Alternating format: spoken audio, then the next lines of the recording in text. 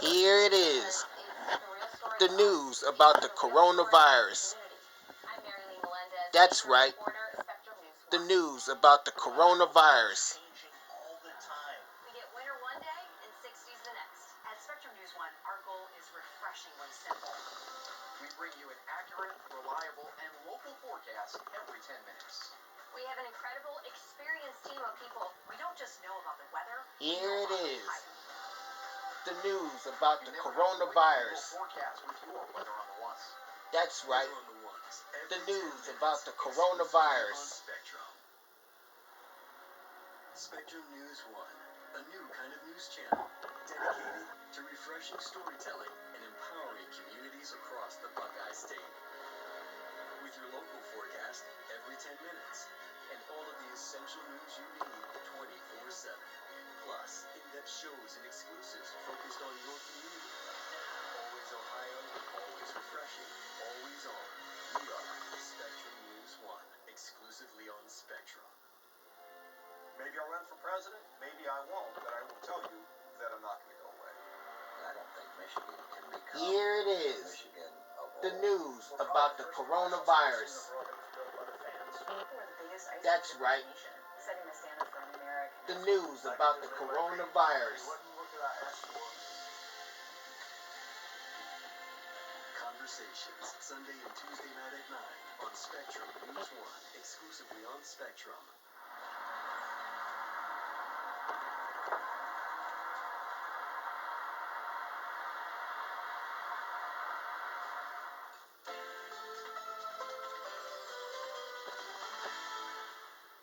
I'm Chief Meteorologist Eric Elwell. We're getting over the hump day that is, where we have some chilly weather in store tonight. Frost advisories have been issued for a large part of our area away from the lake for the night tonight. The potential temperatures could get down 35 to 38 degrees.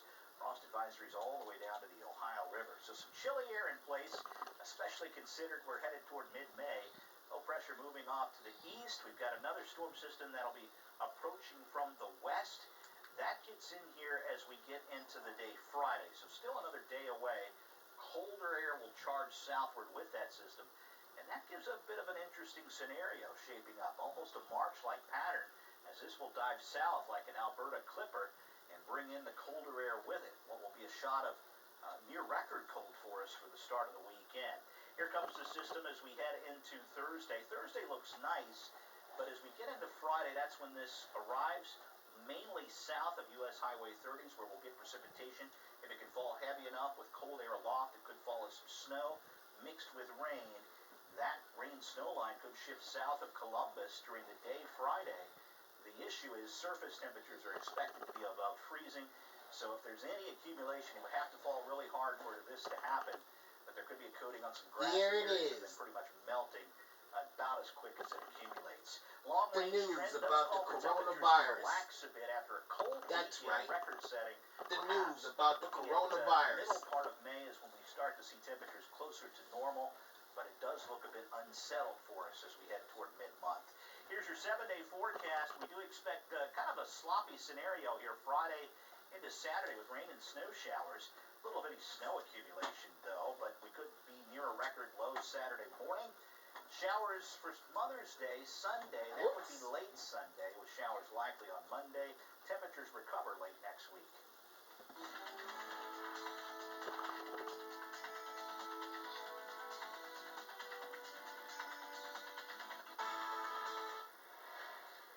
If you're looking for another reason to get outside during the pandemic, fishing might be the right option for you. Fishing is still allowed at most places statewide. The Cleveland Metro Parks is still updating its fishing report, where its 13 major fishing areas are open from 6 in the morning until 11 at night. But according to the Ohio Department of Natural Resources, the Hocking Hills State Park and the McGee Marsh Wildlife Area are closed. While big fishing towns like Putin Bay don't rely solely on fishing, it does play a big part. The business people, I think, are obviously on edge. This is something we haven't really faced before. Our business model for the island is typically shaped like a bell curve, and April is the bottom. May starts to decline. June, July, and August are the peak, so it's been a little bit painful to lose April and part of May. non-resident fishing licenses are suspended for now. The pandemic has a lot of folks thinking twice about touching every doorknob, countertop, and surface. It's also led to some innovation to respond to those concerns. Central Ohio-based company Millspin has switched gears and designed a product called COVID Key, which it says can help flatten the curve. COVID Key's brass hand extension means no contact with doors, switches, or push buttons. The device is also compatible with touchscreens and credit card machines. Ownership and 16 employees say it's now more important than ever to buy American. Millspin is currently producing and fulfilling 1,000 orders a day and growing. Extremely high demand. I can only scale up so quickly.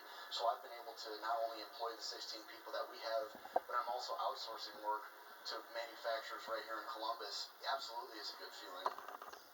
The COVID Key can be found on millspin.com. Prepping for the pandemic gave CBS a huge boost. First quarter profits rose 41% compared to the same quarter last year. Total revenues jumped more than 8% to $66.8 billion. And sales increased 8%. Pharmacy says it's mostly due to consumers upping their 90-day prescriptions and early refills as they prepare for COVID-19. To honor their work in the fight against COVID-19, JetBlue is giving 100,000 healthcare workers round-trip flights for two. Starting in New York, which is the world's top coronavirus hotspot, 10,000 workers will be given flight certificates.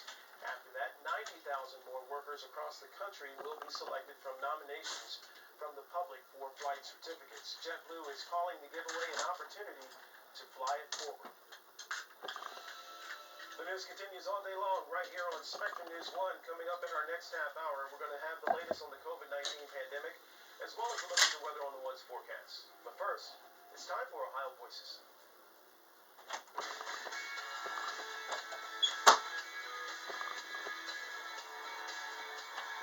I am passionate about nonprofit community theater. It has shaped who I am for years. I have become very involved in a group called Mason Community Players. One thing I like about it is there's a place for everyone. If you are that shy person who wants to hide in the dark, we have a place for you. If you are super confident and you want to jump on stage, we've got a place for you.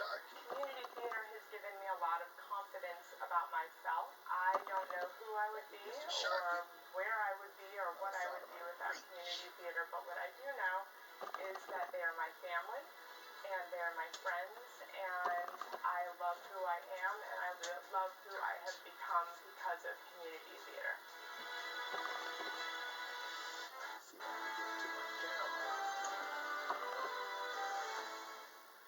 Could have sworn the treasure was right here. I found something. Oh, that's what that symbol meant. You know, instead of hiding our money, it'd be better if there was a place that'll hold it for you safely. Oh, you could take little bits out when you wanted. How would they know it's yours? Eventually, somebody has a better idea. Oh, you could have a little card with your name on it.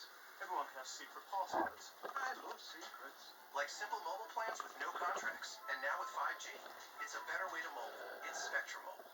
We need an opportunity to see every corner of the state. We want to empower our communities and redefine what a news channel can be. Every morning, the people of Ohio have the opportunity to wake up and start fresh. We want to be a different kind of news channel, putting storytelling and community first. Well, it's really humbling to be invited to our neighbors' homes and help them plan their day. Welcome to Your Morning News. I'm Sophia Constantine. Let's take a look at your weather on the One. We've got a large band of precipitation. Your Morning News, weekday mornings on Spectrum News 1. Spectrum News 1, a new kind of news channel dedicated to refreshing storytelling and empowering communities across the Buckeye State. With your local forecast every 10 minutes and all of the essential news you need 24/7. Plus, in-depth shows and exclusives focused on your community. Always Ohio, always refreshing, always on. We are Spectrum News 1, exclusively on Spectrum. Maybe I'll run for president, maybe I won't, but I will tell you that I'm not going to go away. I don't think Michigan can become the Michigan of old. Well, Probably the first professional sports team in the world that was built by fans. We're the biggest ice cream shipper in the nation, setting the standard for American ice cream. I get to live my dream. I mean, what more could I ask for? Conversations, Sunday and Tuesday night at 9 on Spectrum News 1, exclusively on Spectrum.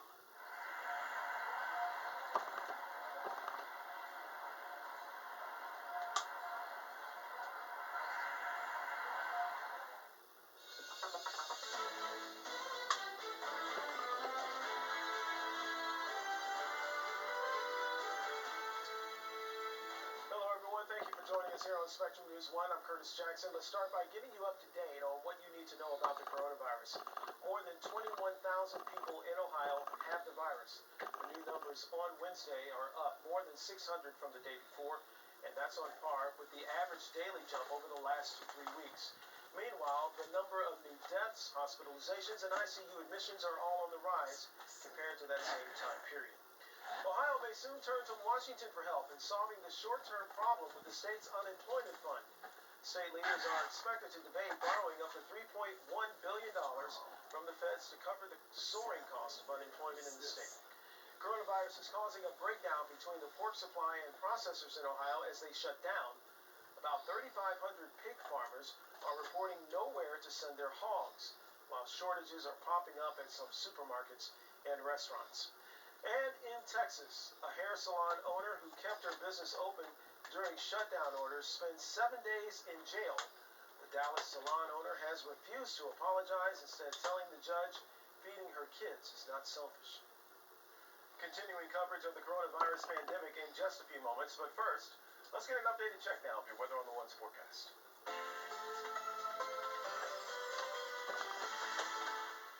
As temperatures drop tonight, keep a watch out for frost. If you've got any plants outside, you'll want to take some precautions, especially if you live in the eastern half of the state. That's where frost advisories are out, mainly along and southeast of Interstate 71. It does include Marion and Delaware down through around Chillicothe, kind of surrounds Columbus. If you're outside the outer belt of Columbus, the threat for frost will be there all the way down to Hillsborough and Portsmouth. The skies will be clear through the night. That sets the stage for the potential for some frost. We expect sunshine, though, tomorrow and a return to southerly winds. That means a nice warm-up in the afternoon. Slight chance we could get a pop-up shower as a weak frontal boundary pushes by Thursday evening. Our main precipitation event, though, comes in on Friday. So looking pretty nice. Again, a slight chance for a shower late in the day, Akron, Canton. Otherwise, sunshine. Lower to middle 60s after that chilly start in the morning. May get up to 67 in Findlay, 65 in Lima, Zanesville mostly sunny, 64. What we're watching for Friday on the Ones and Minutes.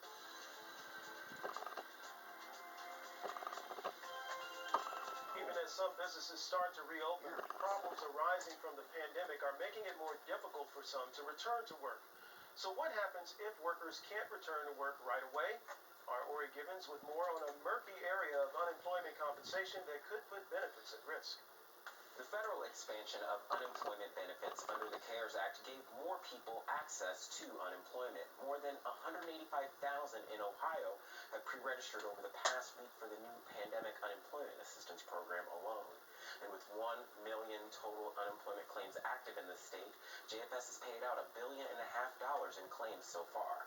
But some Ohioans are getting called back to work, and they may still have some barriers related to COVID-19, like kids being out of school requiring care, or someone in the home suffering from the virus. And policy experts say that without clear guidance from the state, despite qualifying for federal benefits, they might be disqualified here in Ohio.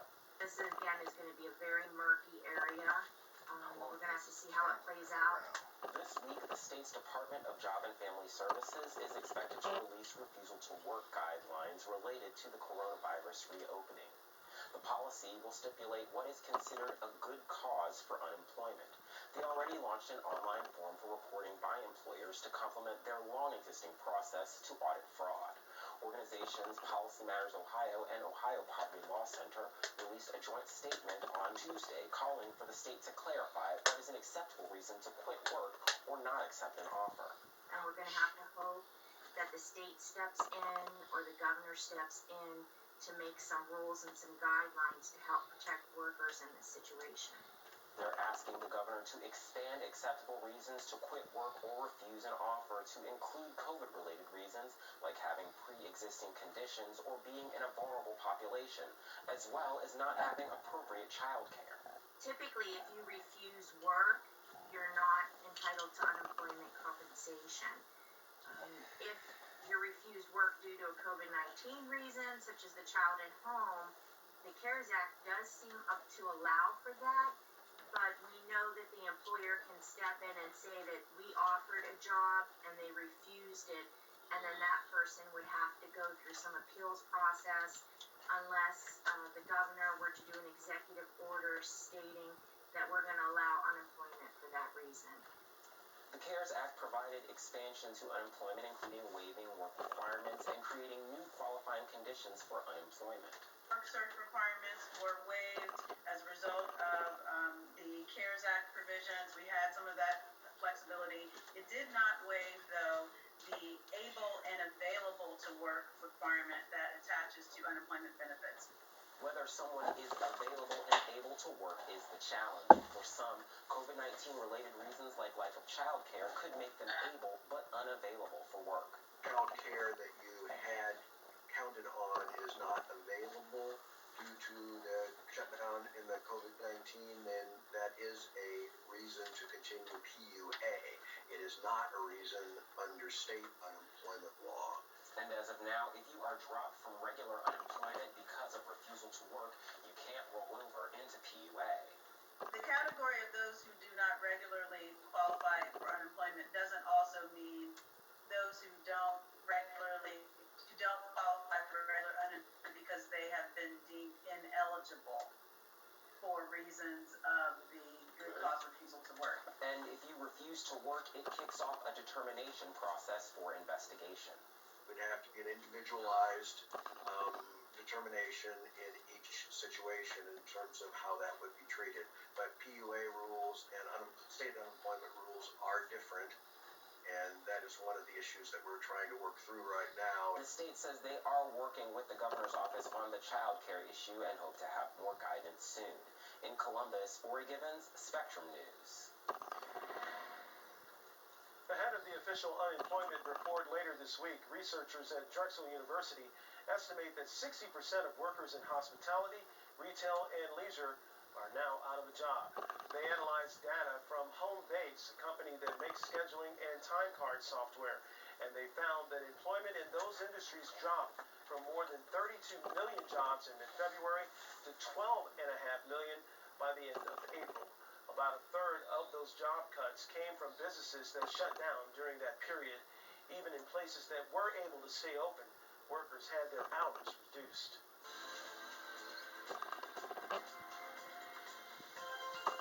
In partnership with Cleveland.com, this is Capital Letter. The State House and Senate were back in session, and House Republicans went on the offensive, moving to strip Dr. Amy Acton of her authority to issue lasting orders. Cleveland.com political reporter Seth Richardson joins me now. Seth, how does this bill passed today limit Dr. Acton's powers? Well, what the bill would do is essentially put a 14-day deadline on any order issued by Dr. Amy Acton, unless a joint committee in the legislature approves it for longer than that. And it also would take away her ability to, put into place back-to-back orders. So as we've seen over the course of the pandemic, there's been kind of this renewal of the orders. And it will also give standing for anybody to sue to overrule those orders, even if, without having to prove that they've been abjectly affected by them. The opposite day in the State House today, as the debate over the amendment got underway, how are Democrats and Republicans responding? It has been kind of topsy-turvy insofar as which side people come on. You think back to kind of the 9/11 days, right? When I was growing up, and Democrats were kind of arguing against more state authority, and Republicans were arguing for it. That sort of flipped now, right? Where at least in the Ohio House, the Republicans were basically saying, "Hey, we want to put a check on Dr. Acton," and as your viewers probably know, they've moved quite a bit to basically rescind any orders that are possible But yeah, there's been sort of this flip where Democrats are basically backing Mike DeWine, and saying what a good job he's done, even though he's, he's the reason they lost them in 2018. Politics makes strange bedfellows indeed. What is the support like for this bill in the Senate? Very little at this point. I would think there doesn't seem to be much interest over there. Frankly, the Senate didn't even really have a chance to look at it until, it was rushed through committee this morning. The senators over there hadn't even seen the language. So it's looking more and more like this was really just kind of a, kind of a grandstanding thing for the House Republican caucus to do, because even if it does make it out of the Senate, Mike DeWine has said he would veto it, and it didn't pass with a veto-proof majority. This effectively does tie the governor's hands, assuming that it actually makes it past the Senate into his office. How is the governor responding to all of this? Yeah, he's not a fan, to say the least. He actually responded very quickly, which, most of the time there's usually some wait time between when the governor responds on a bill and, when he doesn't. And this was pretty immediate, where he came out and said, hey, the legislature is basically wasting their time right now trying to cause more confusion with the response right now, when they should be focused on the economy. We know DeWine doesn't necessarily get too pointed whenever he's criticizing people, but it was a little more pointed today, I would say. Seth Richardson, thank you, Seth. Thank you. Learn what's happening and what's coming next at the State House. Subscribe to Capital Letter by going to cleveland.com/Capital Letter.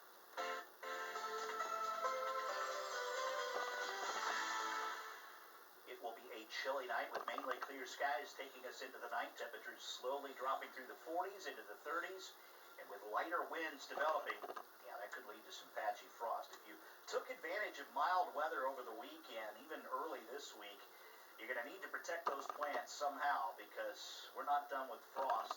In fact, not only tonight, but likely later this weekend, we'll have to contend with it as well. Now, we'll get a nice day Thursday. Temperatures will bounce up tomorrow into the 60s. But Friday, another shot of cold, perhaps record-setting cold air comes in. May come in with a bit of a wintry mix in the middle part of the day Friday, and then some snowflakes Friday night. One storm moving by has left us chilly here for the night tonight. That'll move off to the east. We get a daybreak tomorrow as high pressure will build in. Winds will turn out of the south, so we'll warm up, but there's another front approaching.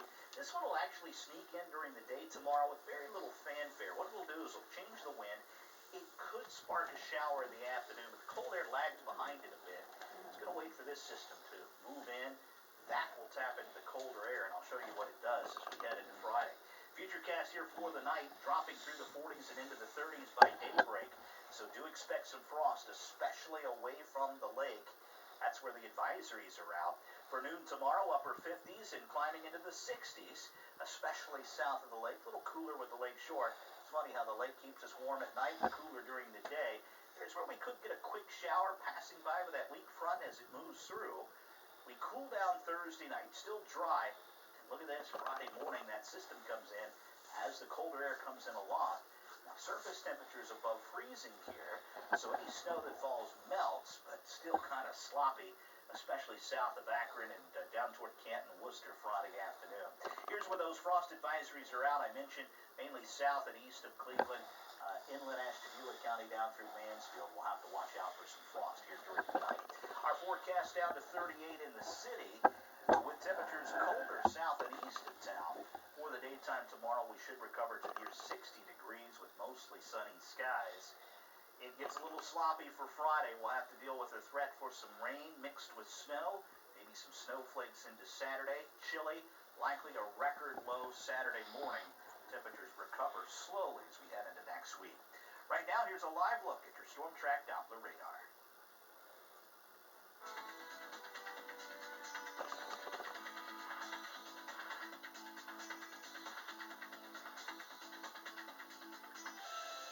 Coming up, how a popular ride-sharing company is offering its customers a way to save money. But before we head to the break, here are some resources to help you and your family.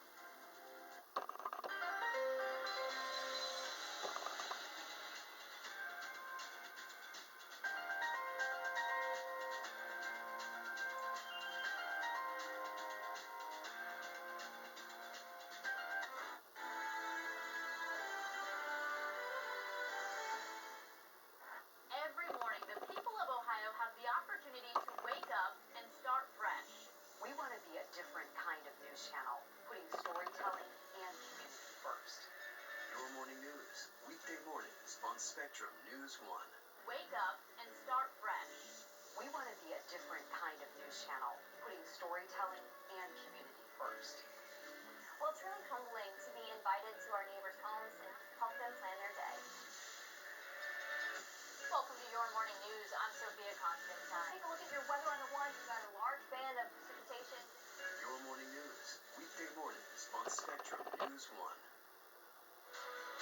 Sunday mornings, take an in-depth look at your community.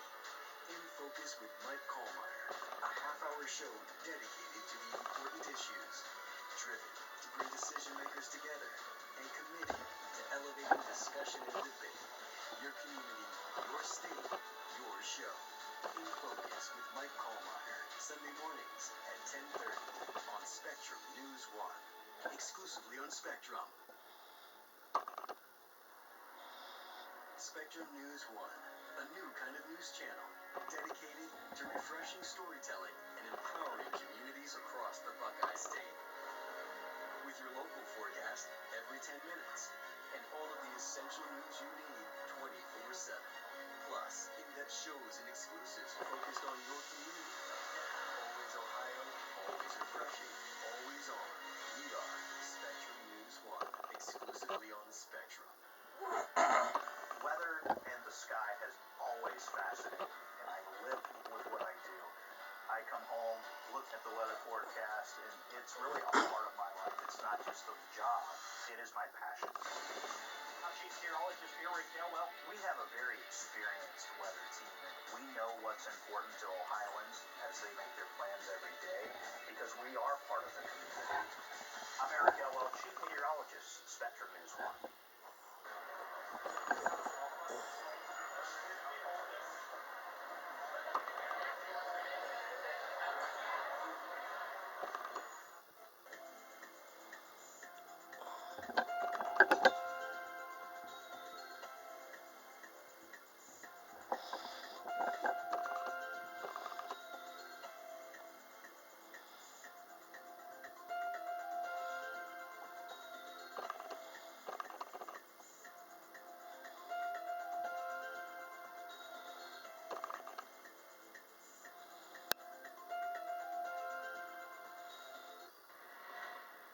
The rideshare company Lyft is launching a new feature allowing its customers to save money.